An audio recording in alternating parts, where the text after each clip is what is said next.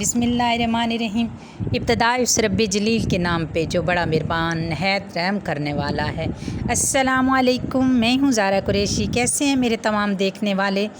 امید ہے ٹھیک ٹھاک ہوں گے۔ دعا ہے اللہ رب العزت آپ سب کو اپنے حفظ و امان میں رکھے۔ ناظرین محترم، حضور نبی کریم رؤوف الرحیم صلی اللہ علیہ وآلہ وسلم کے پیارے چچا حضرت حمزہ بن عبد المطلب رضی اللہ تعالیٰ عنہ کی نماز جنازہ 70 مرتبہ کیوں پڑھائی گئی؟ حضرت حمزہ بن عبد المطلب رضی اللہ تعالیٰ عنہ کو کس نے شہید کیا اور آپ رضی اللہ تعالیٰ عنہ کا کلیجہ کس نے چبایا تھا؟ آپ کی لاش کے ٹکڑے ٹکڑے کرنے والی عورت کون تھی؟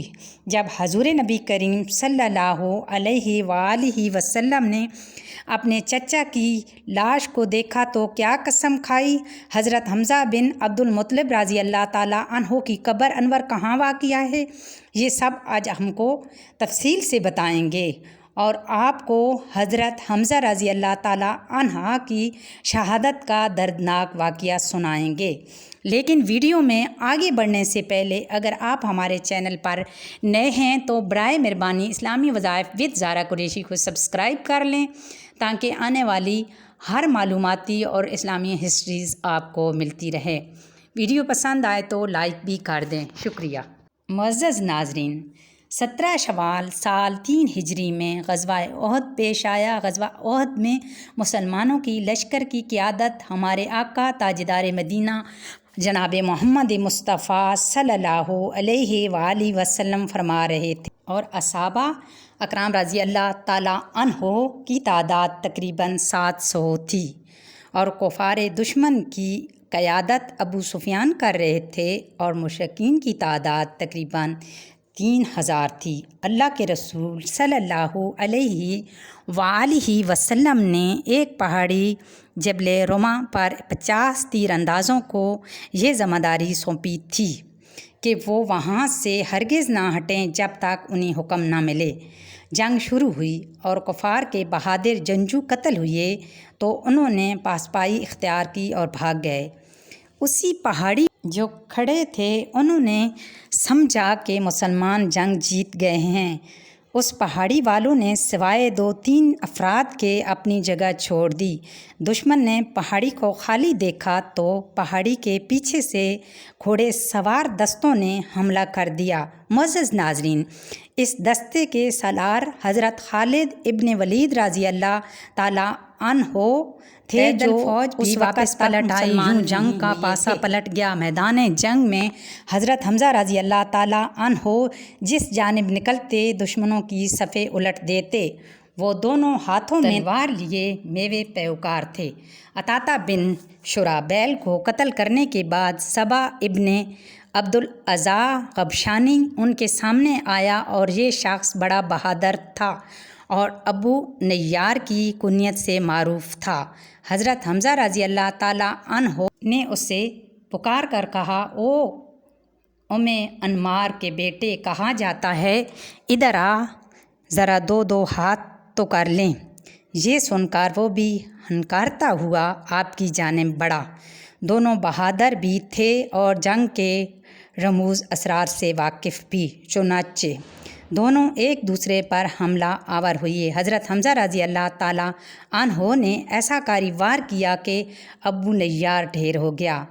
معزز ناظرین، جنگ بدر میں حضرت حمزہ رضی اللہ تعالیٰ عنہ کے ہاتھوں قریش کے معزز گھرانوں کے بہت سے ذیوقار سردار موت کے گھاٹ اتر گئے تھے۔ مکہ سے چلتے ہوئے جبیر بن مطعم نے اپنے حبشی غلام وحشی بن حرب سے مخاطب ہو کر کہا، تم اگر جنگ میں حضور نبی کریم صلی اللہ علیہ وآلہ وسلم کے چچا حضرت حمزہ بن عبد المطلب کو قتل کر دو تو تمہیں آزاد کر دیا جائے گا۔ جبیر بن مطعم کا چچا طعیمہ بن عدی جنگ بدر میں حضرت حمزہ رضی اللہ تعالیٰ عنہ کے ہاتھوں قتل ہوا تھا۔ وحشی کو اس کے آقا کے علاوہ قریش کے بہت سے دیگر سرداروں نے بھی انعام کا لالچ دیا تھا، خاص طور پر سالار لشکر ابو سفیان کی بیوی ہندا بن عتبہ نے وحشی کو یہ کارنامہ سر انجام دینے کی ترغیب دلائی تھی۔ مکہ سے چلنے کے وقت سے لے کر حضرت حمزہ رضی اللہ تعالیٰ عنہ کی شہادت تک جب بھی ہندا کو وحشی نظر آتا تو اس سے کہتی، اے وحشی تو ہمارا سینہ ٹھنڈا کر، ہم تیرے دل کو خوش کر دیں گے۔ وحشی حضرت حمزہ رضی اللہ تعالیٰ عنہ کے مقابلے پر آنے کی جرأت نہیں کر سکتا تھا، مگر اس کے پاس ایک ایسا فن تھا جس پر اعتماد کرتے ہوئے اس نے حضرت حمزہ رضی اللہ تعالیٰ عنہ کو قتل کر دینے کی حامی بھر لی۔ وہ دور سے نشانہ باندھ کر اس میرت سے نیزہ یا خنجر پھینکتا تھا کہ اس کا نشانہ کم ہی خطا ہوتا تھا۔ رضی اللہ تعالیٰ عنہ زرہ نہیں پہنتے تھے۔ سبا بن عبدالعزیٰ کو قتل کرنے کے بعد ان کا پاؤں پھسلا اور وہ گر گئے۔ اٹھنے لگے تو پتھر کی اوٹ سے وحشی نے نیزہ پھینکا جو ان کی ناف کے نیچے لگا اور جسم سے پار ہو گیا۔ انہوں نے اپنے قاتل کو دیکھ لیا، زخم کھا کر وہ لڑکھڑائے اور گر پڑے۔ اس کے باوجود ہمت کر کے اٹھے اور اپنے قاتل کی طرف بڑھنا چاہا، مگر پھر گر گئے اور شہادت کے رتبے پر فیض ہو گئے۔ یوں حضرت حمزہ رضی اللہ تعالیٰ عنہ میدان احد میں شہید ہو گئے۔ رضی اللہ تعالیٰ عنہ کی شہادت پر کفار نے بے پناہ خوشیاں منائیں۔ ہندا نے حضرت حمزہ رضی اللہ تعالیٰ عنہ کی لاش کا مطالعہ کیا، یعنی ناک اور کان کاٹ لیے اور پیٹ چاک کر کے جگر اور کلیجہ نکال لیا۔ جگر کے ٹکڑے چبانا چاہے مگر نگل نہ سکی۔ ناک، کان اور دیگر اعضائے جسم کا ہار پرو کر گلے میں ڈال لیا۔ وہ خوشی سے جھوم اٹھی اور اس نے کہا، ہم نے تم سے یوم بدر کا بدلہ لے لیا ہے، اور ایک جنگ کے بعد دوسری جنگ کے شعلے تو بھڑکتے ہی ہیں۔ مجھے اپنے باپ عتبہ کے قتل پر اور اپنے بھائی ولید اور شیبہ اور اپنے بیٹے بکر کی جدائی پر صبر اور چین نہیں آتا تھا، اور آج میرا دل مطمئن ہو گیا ہے اور میں نے اپنی مانی ہوئی نظر پوری کر لی ہے۔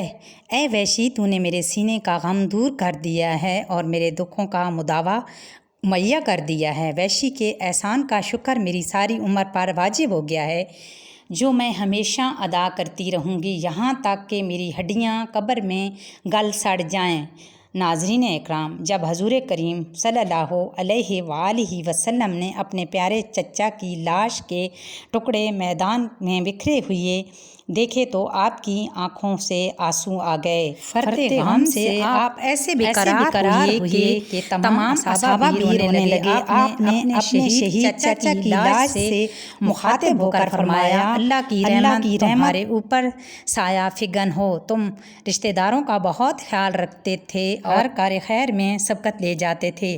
اگر مجھے پھوپھی حضرت صفیہ رضی اللہ تعالیٰ عنہا کے غم اور رنج کا خیال نہ ہوتا تو میں تمہارے جسم کے ٹکڑے میدان میں چھوڑ دیتا تاکہ انہیں درندے اور پرندے کھا جاتے اور تم قیامت کے دن ان کے پیٹ سے اٹھائے جاؤ۔ خدا کی قسم، تمہارے بدلے میں کفار کے 70 آدمیوں کا مطلع کروں گا، یعنی ان کی لاشوں کے ٹکڑے ٹکڑے کروں گا۔ معزز ناظرین، کریم آقا لجپال آقا صلی اللہ علیہ وآلہ وسلم کے اس ارادے پر رب قدیر کی طرف سے آپ کو وحی کے ذریعے تذکیر کی گئی قرآن کریم فرقان حمید کی سورہ نحل کی آیت نمبر 126 میں اللہ رب العزت نے ارشاد فرمایا، اگر تم سزا دو تو ویسی ہی سزا دو جیسے تمہیں اذیت پہنچائی گئی ہے، اور اگر تم صبر کرو بلا شبہ صبر کرنے والوں کے لیے صبر ہی اچھا ہے، اور تم صبر کرو اور تمہارا صبر کرنا خاص اللہ ہی کے لیے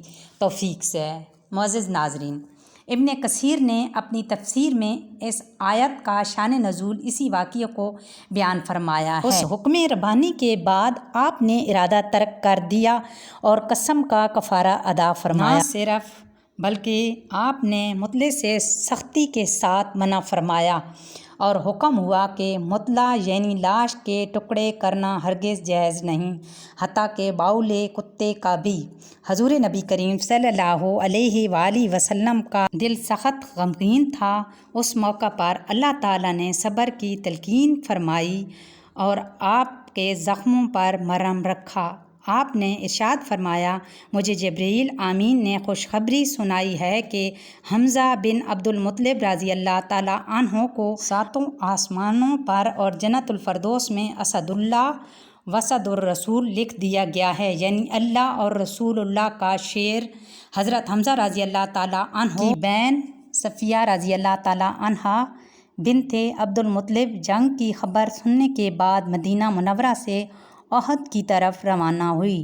جب حضور کو پتہ چلا تو آپ صلی اللہ علیہ وآلہ وسلم نے حضرت صفیہ کے بیٹے حضرت زبیر رضی اللہ تعالیٰ عنہ کو حکم دیا کہ وہ انہیں میدان جنگ سے دور ہی روک لے اور مدینے واپس لے جائے، کیونکہ اگر وہ اپنے بھائی کا مطلع شدہ لاش کو دیکھے گی تو صبر کا بندھن ٹوٹ جائے گا۔ جب ان کے بیٹے نے انہیں واپس جانے کے لیے کہا تو انہوں نے فرمایا میں اپنے بھائی کے بارے میں ساری خبر سن چکی ہوں، میں جانتی ہوں کہ یہ اللہ کی راہ میں دی گئی عظیم قربانی ہے، میں جاہلیت کے طور طریقوں سے متنفر ہوں، میں نہ بین کروں گی نہ گریبان پھاڑوں گی۔ چنانچہ حضور کریم صلی اللہ علیہ وآلہ وسلم نے انہیں میدان میں آنے کی اجازت دے دی۔ جب عزیز بھائی پیارے بھائی کے جسم کے ٹکڑے بکھرے ہوئے دیکھے، آنکھوں سے اشکوں کا سیلاب رواں جاری ہو گیا، مگر زبان سے انا للہ و انا الیہ راجعون کے لفظ بار بار نکل رہے تھے۔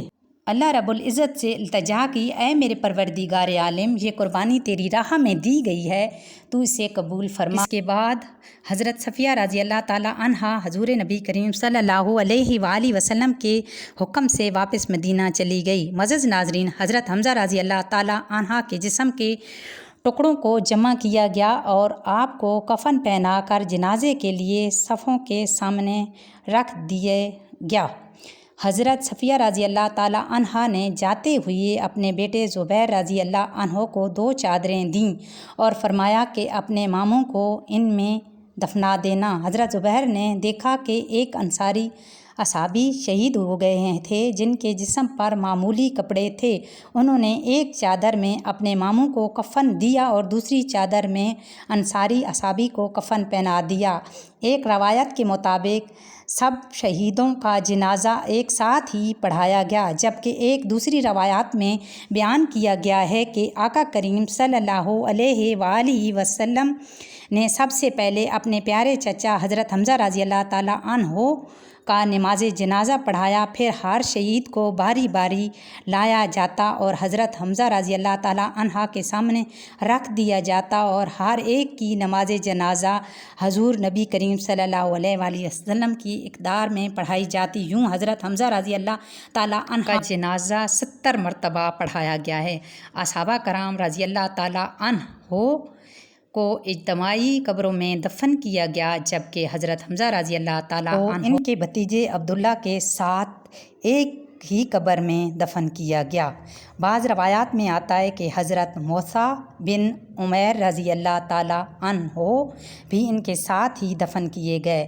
ناظرین، آج بھی احد کے دامن میں حضور نبی کریم صلی اللہ علیہ وآلہ وسلم کے پیارے چچا حضرت حمزہ رضی اللہ تعالیٰ عنہ اور شہدائے احد کی قبریں موجود ہیں، جہاں آج عازمین حج عمرہ ہر سال ہزاروں لاکھوں کی تعداد میں آتے ہیں اور ان عظیم شہیدوں پر سلام پیش کرتے ہیں۔ دعا ہے کہ اللہ رب العزت ہمیں بھی یہ توفیق عطا کرے اور ہمارے نصیب میں ان کی زیارتیں لکھ دے، آمین، اور ہمیں ہدایت کے راستے پر چلائے اور گناہوں سے ہماری حفاظت فرمائے۔ اسی امید کے ساتھ کہ آج کی ویڈیو آپ کو پسند آئی ہوگی، انشاءاللہ جلد ملتے ہیں ایک نئے واقعات، ایک نئی ہسٹری اور نئی سٹوری کے ساتھ۔ اللہ حافظ۔